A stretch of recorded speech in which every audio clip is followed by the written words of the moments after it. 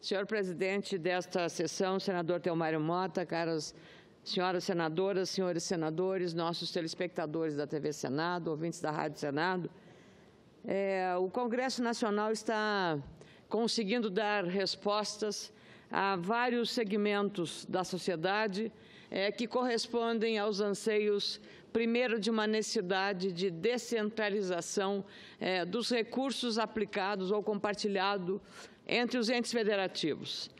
Ontem, pela primeira vez, ou uma das raras vezes, Câmara e Senado, reunidos em sessão do Congresso Nacional, derrubaram um veto presidencial que tratava de distribuir com mais justiça a receita do ISS, o Imposto sobre Serviços, compartilhando com todos os municípios brasileiros aqueles gastos com cartões de crédito e a tributação correspondente ao ISS.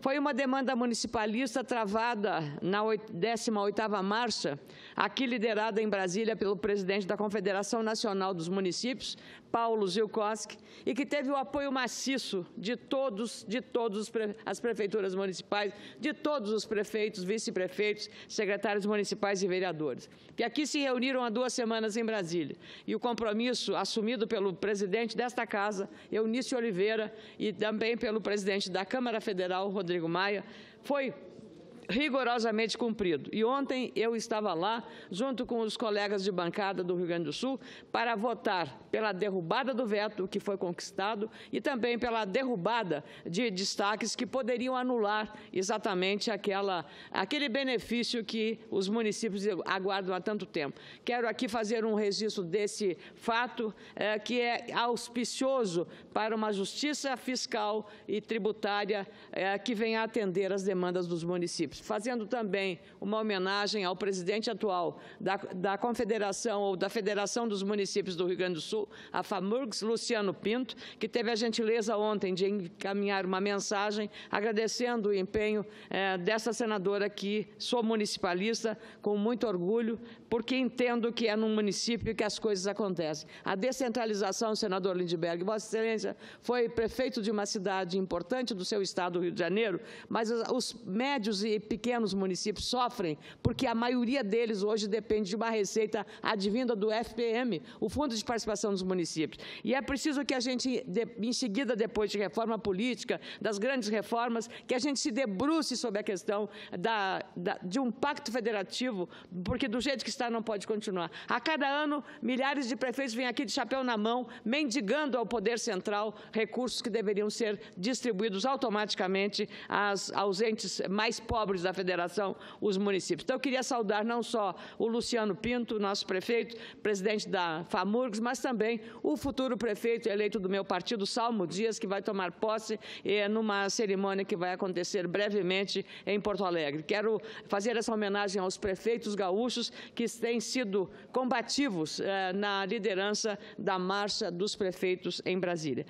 Feito esse registro, eu queria aqui também dizer que nós, senador Theomário Mota, de novo, ao faltar aos anseios da sociedade em relação ao foro privilegiado, porque não votamos em segundo turno uma emenda constitucional de autoria do senador Álvaro Dias, relatada pelo senador Randolfo Rodrigues, nós corremos o risco de sermos atropelados pelo Supremo Tribunal Federal, que tem a pauta de hoje para essa questão relacionada a restrições ao foro privilegiado. O ministro Roberto Barroso já emitiu um juízo a respeito da matéria, que faz restrições ao foro. O que nós votamos aqui foi uma limitação ao foro, apenas aos chefes de Estado, ao presidente da República, ao presidente do Senado, da Câmara e ao presidente do Supremo Tribunal Federal. Mais ninguém. Penso que, desta forma, nós estaremos dando também uma resposta adequada à sociedade em relação a acabar com a impunidade que é coberta pelo foro privilegiado. E eu quero apenas usar um dado aqui que surpreende. Imagina-se que os parlamentares parlamentares aqui estão se valendo do foro privilegiado para escapar das garras da lei e da justiça. Se todos somos iguais perante a lei, não tem que haver foro privilegiado de qualquer natureza. E aqui, quem imagina que só parlamentares estão abrigados pelo foro privilegiado, um levantamento da Consultoria Legislativa do Senado Federal mostra que existem 55 mil pessoas com foro privilegiado, mas não são o maior número, só termino aqui já, senador Thelmário, não são os parlamentares os maiores beneficiários com esse foro. Do total desse foro, dos 55 mil pessoas que são abrigadas pelo foro privilegiado, 38.431 se referem, por exemplo, a maior parte deles, desses 38 mil, ao Poder Judiciário especificamente, ao STF, ao TST, ao STM, TSE, STJ, CNJ, tribunais de segunda instância, juízes federais, estaduais e do Distrito Federal. Nesse caso, são 17.355. No caso do Ministério Público, Procuradoria-Geral da República, Conselho Nacional do Ministério Público e Ministério Público da União, 13.081 que estão abrigados pelo foro. Aí vem depois, do Executivo Estadual são 27, Executivo Federal 33, senadores 81, diplomatas 139, deputados federais 513, tribunais de contas, ministros, conselheiros, auditores e procuradores 573 e deputados estaduais e distritais 1.059.